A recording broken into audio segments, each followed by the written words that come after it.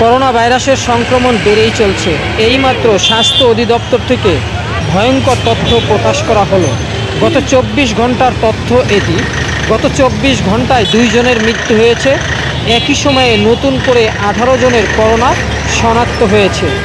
মঙ্গলবার 17 জুন সন্ধ্যায় স্বাস্থ্য অধিদপ্তর থেকে পাঠানো হয়েছে এই বার্তাটি।